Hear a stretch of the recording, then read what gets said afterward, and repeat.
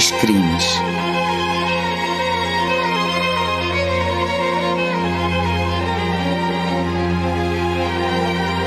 Três mortes em locais e datas diferentes, mas com uma coisa em comum. Segundo testemunhas, os espíritos das 3 vítimas vão se comunicar com os vivos.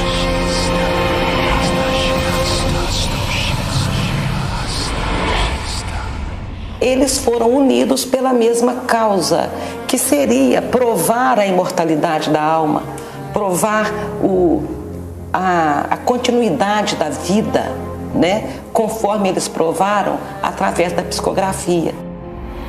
Os espíritos entram em contato com Chico Xavier, o maior médium brasileiro. A psicografia é a ponte que serve àqueles que estão do lado de lá, né? Para que eles se comuniquem com aqueles que estão do lado de cá. Eles tiveram uma missão muito importante, porque quando os réus são absolvidos pela notícia que eles trazem, isso é uma missão interessante. Parece que alguns peritos, sem serem avisados de que o que estava a apurar era a validade da psicografia, atestaram a validade de determinados textos como promanando do punho da pessoa já falecida. Vai ficar para sempre nos anais da história mundial, não só do espiritualismo, como na parte jurídica. Porque a carta psicografada por Chico Xavier foi o primeiro documento admitido no tribunal do júri e que serviu de prova e que ocasionou a absolvição do acusado.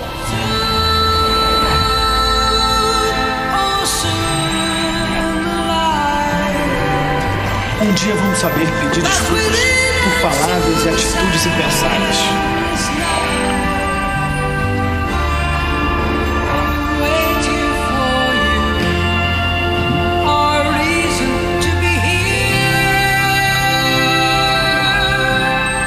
Peço ao meu pai para que acredite em tudo que eu contei e que ele não procure culpar ninguém.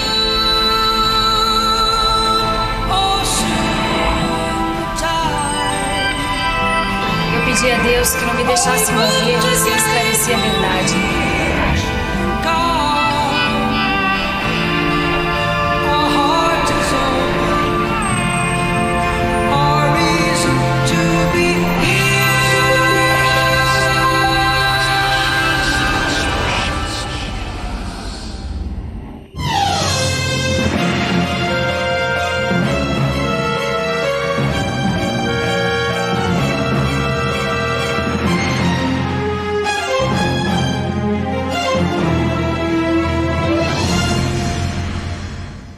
Boa noite. Hoje você vai conhecer uma história em que a justiça se fez de forma incomum.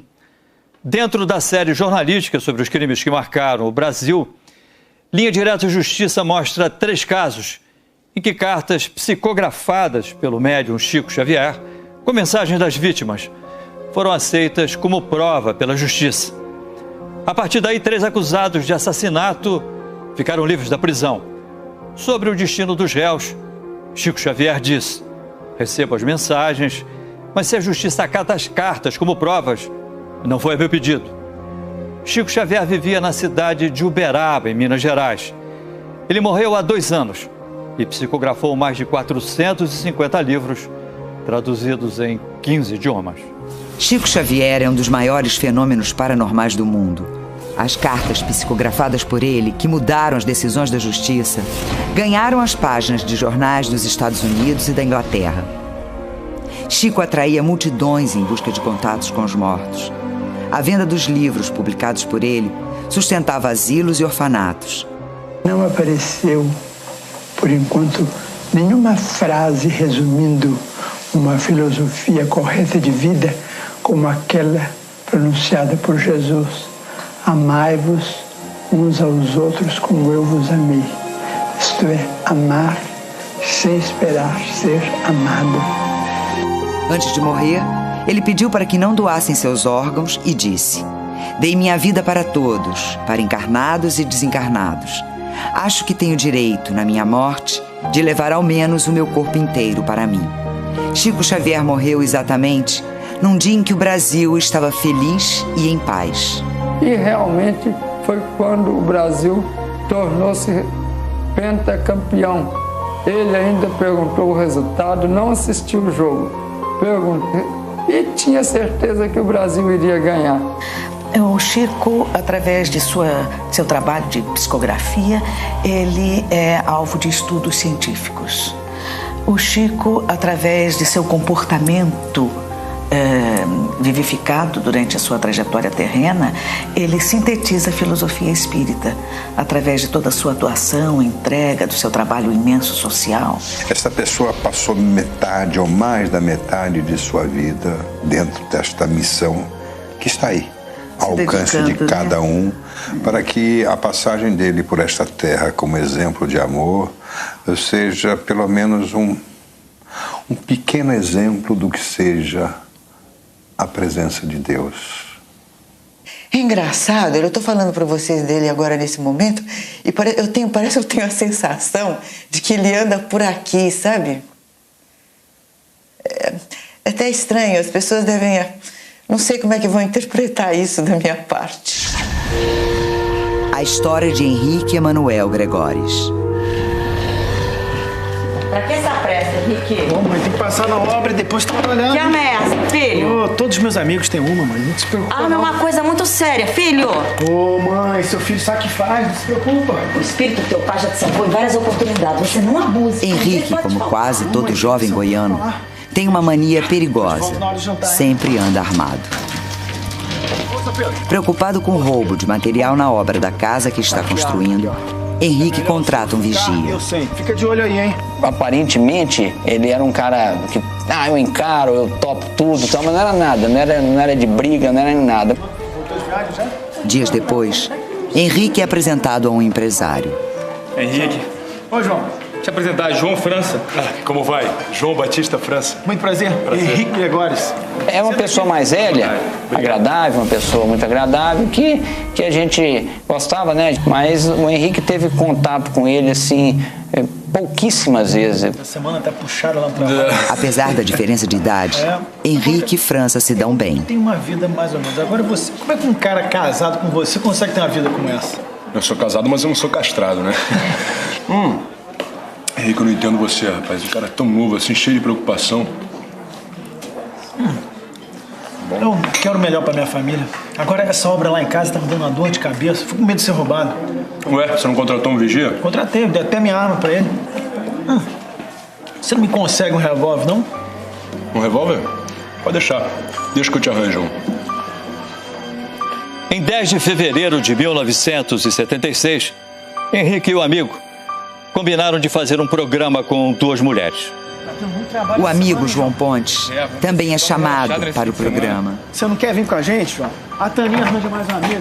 Cara, não são nem 4 horas da tarde. Hoje não vai dar mesmo. Ele recusa o convite.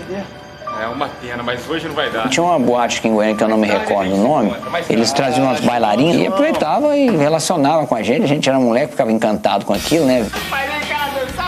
Henrique, França e as 2 mulheres se divertem no motel. Veja o Deus de Brilhante, diz que ele é muito rico aí. Não, de Brilhante também não, né, Henrique? Não, mas eu só quero um beijo. Ih, que micharia. Aí, França, essa tua rainha não tá com nada. Eu vou fazer uma revolução. Eu vou trocar essa rainha aqui por essa generosidade aqui. Pra fazer uma revolução a gente precisa de uma arma, né? Me lembra, ó, você me prometeu uma arma. Cadê minha arma? Eu prometi? Prometeu. Bom, tá lá no carro. Vai lá pegar. Vai lá pegar. Não, gente, peraí. Deixa esse negócio de arma pra lá, vem cá. Ó, a Taninha tá certa. A gente vai fazer um show especial pra você. Nada disso, eu vou fazer o que a gente quiser. Você não vai pegar a arma, França.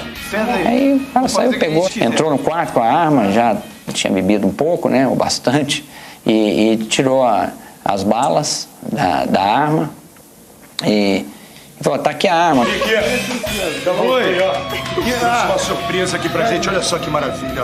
Você conhece aquela brincadeirinha chamada roleta russa? Eu já disse várias vezes. Não, você é muito menino pra isso, garoto. Falando sério, precisa ser tem um mentiroso. corpo fechado, Vai ser a chave, joguei fora, você é embora. Não, peraí. Você não precisa se preocupar. Olha a surpresinha que eu trouxe pra você. Pode atirar. Olha aqui, atira, rapaz. Olha aqui. Não faz isso não. Não segura não. Esse tipo de coisa não tem brincadeira. Solta minha mão.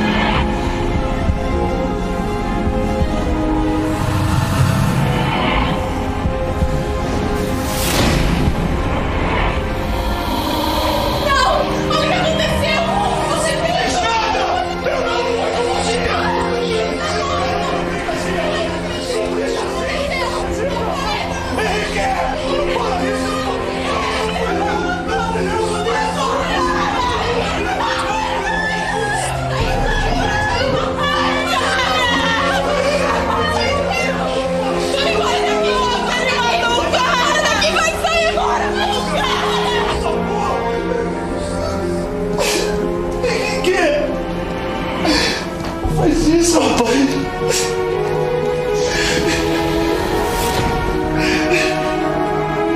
Ele não deu uma palavra, só escorregou na cama. Foi aquele alvoroço lá na hora. E correram com ele para o hospital e quando ele veio a falecer. O caso foi registrado pela polícia como homicídio culposo. Ou seja, ao atirar, o amigo de Henrique não teve a intenção de matar. O responsável pelo julgamento era este homem, o juiz Orimar de Bastos. Um amigo do juiz fez um pedido. E ele não pediu para que absolvesse ou condenasse. Você me olha com carinho porque o João França está sofrendo demais esse caso. Então eu fui por fora, lá fora em Piracanjuba. Fiquei sozinho lá com a minha máquina e comecei a bater a sentença. Eu lembro bem que em Piracanjuba tinha um relógio que batia as horas e a gente ouvia a cidade toda. Orimar está na terceira folha, quando o relógio marca 9 horas.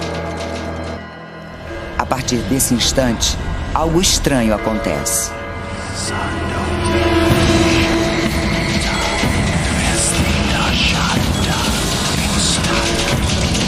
Por trás das suas decisões, existem alavancantes com o objetivo de melhorar o relacionamento das pessoas.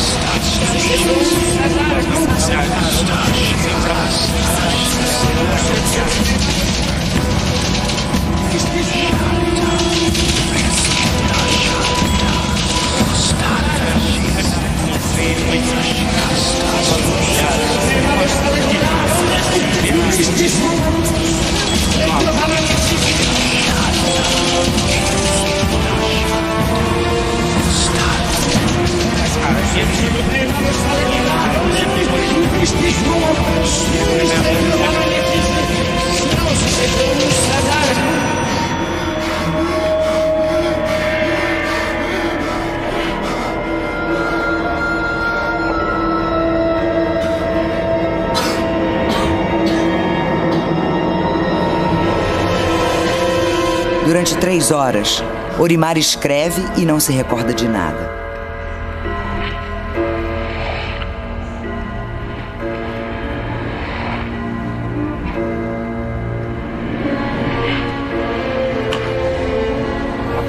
Eu parecia que eu estava num transe, eu não sei se realmente, eu sei mais, que das 9 horas até a meia-noite eu não me recordava mais.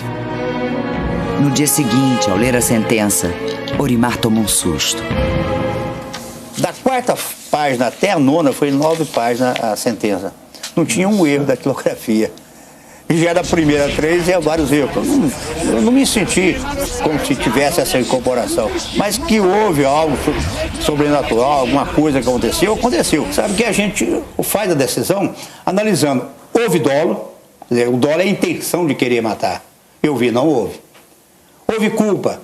Se ela agiu com negligência, com imprudência ou imperícia, eu também analisei, não houve nada disso. Então, são os casos de fatalidade e acidental. Eu não tive dúvida, consciência tranquila, eu absolvi o rapaz. A sentença do juiz Orimar inocenta João França, o assassino confesso de Henrique. Após a decisão, a dona Agostinha, que era mãe do rapaz falecido, ela havia constituído um advogado, o doutor Vanderlei Medeiros, e o Vanderlei ficou indignado, porque ele inclusive falou comigo: pô, Orimar, como você faz uma coisa dessa, absolver um rapaz assim? Eu vou entrar com recurso. Falei: Vanderlei, você faz o que quiser. No dia seguinte, a mãe de Henrique recebeu uma importante visita. Calma, já tô indo. Chico Xavier? Com licença, minha filha. Deus ilumine a sua casa, Agostinha. Mas eu tô muito emocionada de receber o senhor na minha casa.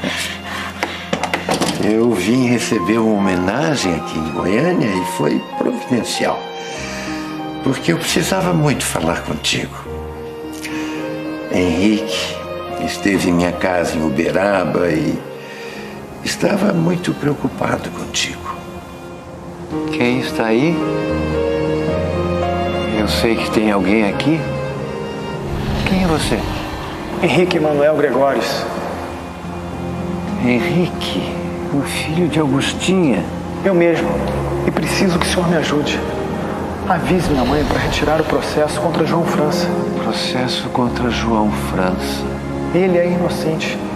Essa história toda está prejudicando meu crescimento espiritual. Meu crescimento espiritual.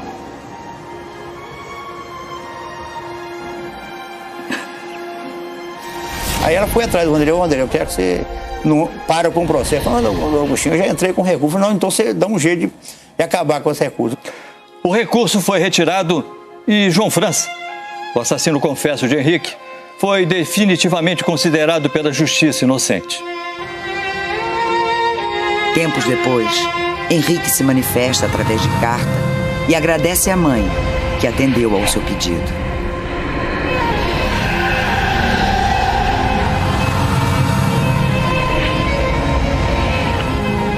Ô, minha véia, sou eu que peço que não esquente a cabeça. Tudo passou.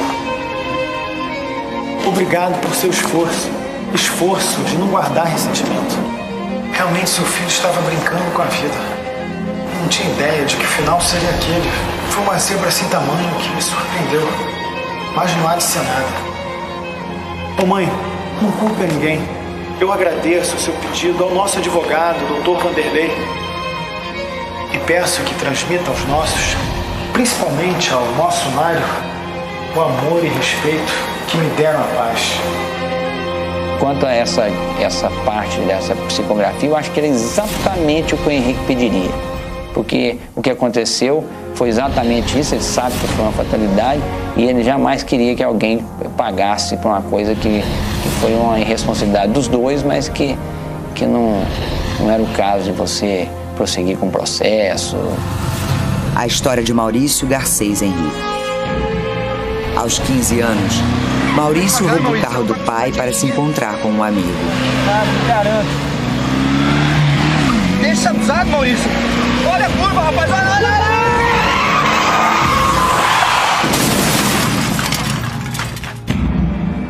Irresponsável. Você podia ter morrido ou ter matado alguém, hein? Desculpa, pai. O senhor tá certo. Não é por causa do carro, não. Mas eu tô cansado dessas suas molecagens. Você vai pra casa da sua tia, tá bom? Vambora, vai. Calma, pai, calma. Na época, o pai dele brigou com ele saiu de casa, foi pra casa da tia dele. Foi quando aconteceu. Madrugada de 8 de maio de 1976. Maurício sai de uma festa com um amigo, José Divino. José, você acredita em disco voador? Sei lá, acho que não. O que você acha que tem lá em cima? Estrelas, cometas, essas coisas. Só? Você acha pouco?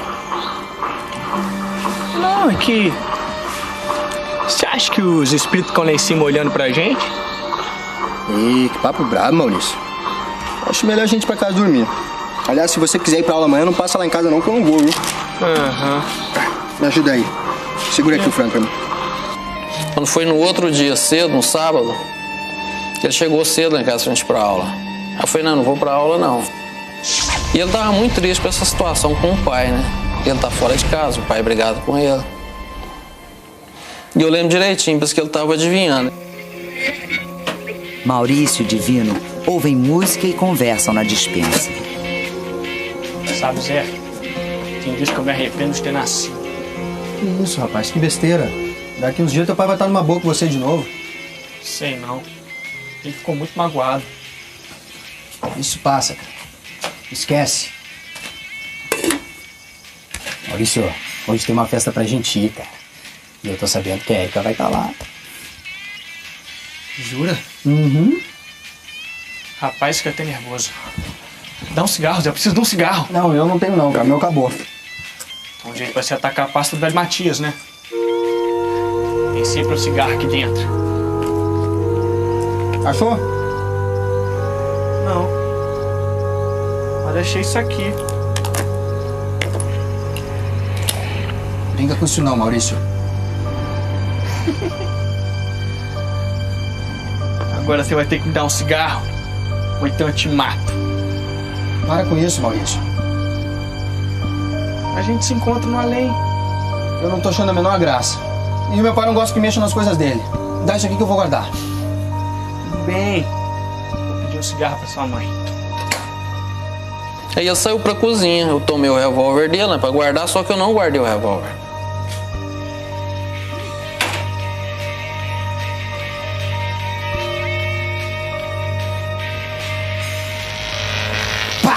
Quer um cigarro, Zé? Quero não.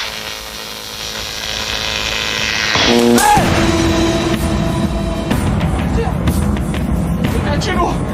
Maurício! Maurício, pelo amor de Deus, foi sem querer, Maurício! Mãe! Mãe! Eu tirei sem querer, mãe!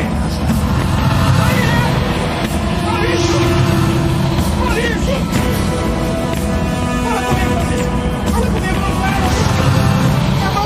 Nem um cigarro da boca dele. Ele só pôs a mão aqui assim e falou: "Ah, Zé, você me atirou." Maurício já chegou morto ao hospital. O pai de José Divino, que era oficial de justiça, foi quem avisou a família de Maurício. Logo depois, ele escondeu o filho para evitar o flagrante. José Divino, um assassino confesso, só se apresentou à polícia 4 dias depois. A intenção era vê-lo preso pelo crime que ele cometeu, porque até então nós achávamos que ele era um criminoso. Inconformados com a morte do filho, os pais de Maurício vão ao cemitério diariamente durante 1 mês. Ia para o cemitério, vinha almoçar, acabava o almoço, nós voltávamos para o cemitério, saía de lá à noite. Os pais de Maurício ainda estão em estado de choque quando recebem a visita da mãe de Henrique, o jovem morto com um tiro no motel 3 meses antes. Maurício tinha aula de música com Márcia, irmã de Henrique. Porque eu precisava prestar a minha solidariedade. O Maurício era muito querido lá em casa. A Márcia está sentindo muita falta dele. A nossa dor é muito grande, dona Agostinha, muito grande. Eu sei o que é isso. Eu trouxe esses livros para vocês. São livros espíritas? Isso mesmo. Eu sei que vocês são católicos, mas eles vão ajudar vocês a superar a perda. Eles trazem mensagens de conforto e esperança. Nós vamos ler, com certeza. Muito obrigada. Aí eu mais meu marido, a gente começamos a ler, pensar, refletir. Aí resolvemos ir no Chico.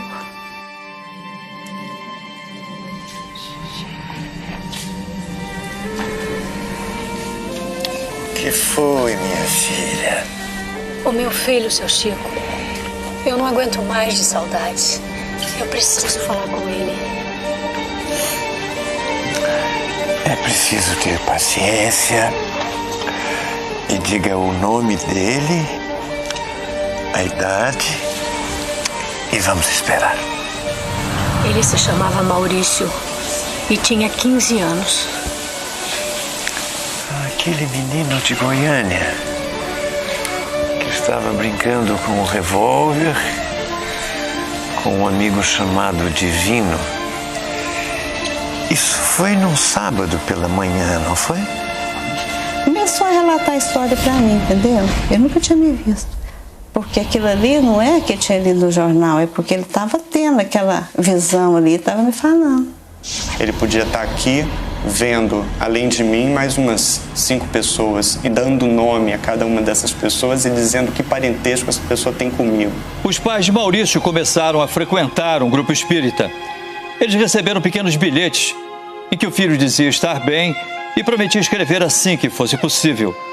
Durante quase 2 anos, os pais de Maurício continuaram querendo a punição do assassino do filho. Os pais de Maurício recebem a primeira carta do filho. A partir daí, eles aprendem a perdoar. Queridos papai, mamãe, Maria José e Nádia, que Deus nos abençoe. Estou aqui com meu avô Henrique e peço a vocês coragem e resignação. Eu preciso lembrar de Deus nos acontecimentos da terra. Faço um pedido. Não fiquem pensando na minha volta para cá, criando sentimentos tristes. O Zé Divino não teve culpa no meu caso. Se alguém deve pedir perdão, sou eu, pois não devia ter ficado brincando ao invés de estudar. Prometo melhorar para fazê-los tão felizes quanto eu puder. Sou seu filho, irmão saudoso e agradecido, Maurício Garcês Henrique. E ele assinou, mas eu não conhecia a assinatura do Maurício, nem eu, nem minha esposa, nós não sabíamos da assinatura dele. Trouxemos aquilo para casa. Quando a minha esposa foi procurar os documentos dele, a identidade dele era idêntica. Onde estão as cartas do Maurício? A que o Chico psicografou. E nós, logo na primeira mensagem, nós reconhecemos que realmente ele estava falando a verdade e que o Zé Divino merecia perdão, e nós perdoamos o Zé Divino. Então até um grafoscopista católico, apostólico, romano, seríssimo, pegou mensagens de Chico, confrontou as assinaturas de mensagens particulares assinadas por Chico com as assinaturas autênticas, originais dos mortos, e chegou no final e falou assim: eu só posso dizer que essa assinatura é a assinatura do morto. A polícia continuava investigando o caso e os peritos concluíram que a versão de disparo acidental dada pelo acusado José Divino poderia ser aceita. O caso, coincidentemente, também foi parar nas mãos do juiz Orimar de Bastos, que já tinha absolvido outro réu a partir de mensagens psicografadas pelo médium Chico Xavier. Junho de 1980. O acusado, José Divino, é levado a júri popular e absolvido por 6 votos a 1. Até hoje, ele agradece a Maurício. Decidiu por 6 votos a 1 que o réu José Divino Nunes é inocente. O que eu posso falar para ele é agradecer ele pela amizade que ele teve por mim, dele ter vindo, feito o que ele fez. Porque na época era palavra minha, não tinha testemunha, não tinha nada, né, contra do promotor. Pouco depois da absolvição de José Divino, o juiz Orimar de Bastos recebeu um telefonema da mãe de Henrique, o jovem que tinha morrido com um tiro no motel. Ela avisou o juiz que o médium Chico Xavier queria ter um encontro com ele.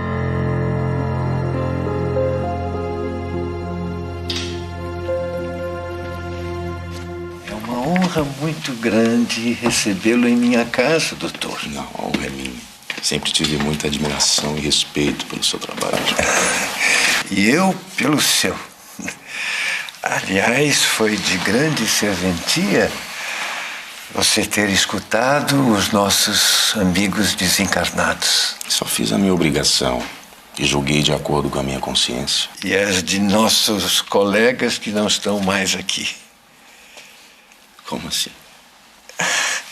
Existem certas coisas difíceis de explicar, doutor. De repente o Chico dá assim uma espécie de um transe, né? Ele fecha os olhos, a secretária dele, a dona Zilda, né? Coloca papel na frente, ele com lápis, com a mão assim sobre os olhos e vai escrevendo. Meu prezado Orimar, Deus te ilumine.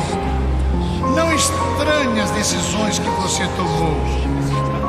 Por trás das suas decisões, existem alavancas de luz com o objetivo de melhorar o relacionamento das pessoas. O julgamento do caso do jovem Maurício estava previsto com o objetivo de se revelar novos tempos que vão trazer as verdades simples da vida.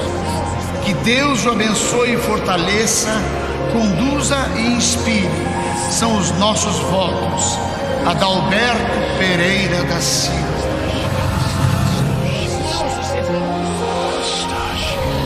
A carta psicografada por Chico Xavier era do espírito do juiz Adalberto Pereira da Silva, que tinha morrido muito antes de Olimar de Bastos ser juiz.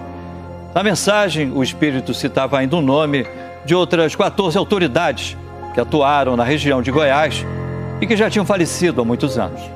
Daí eu saí de lá completamente com a consciência de que realmente existe algo transcendental desse mundo.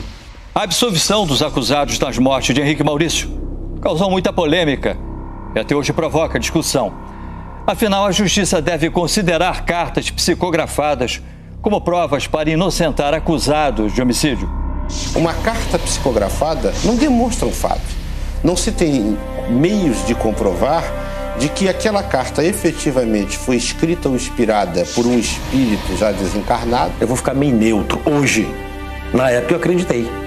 Eu confiei naquela carta que ela pesou na absolvição do réu. É absolutamente impensável colocar isso como uma prova do ponto de vista jurídico. Não é? Porque realmente, para acreditar nisso, você tem que ter uma fé. Se a ciência não provou o materialismo, a hipótese espiritualista é viável. Você precisa, pelo menos, aventar a possibilidade de a questão espiritual ser uma realidade. A justiça não pode aceitar e muito menos basear suas decisões em elementos, em provas, vamos dizer assim, de natureza sobrenatural.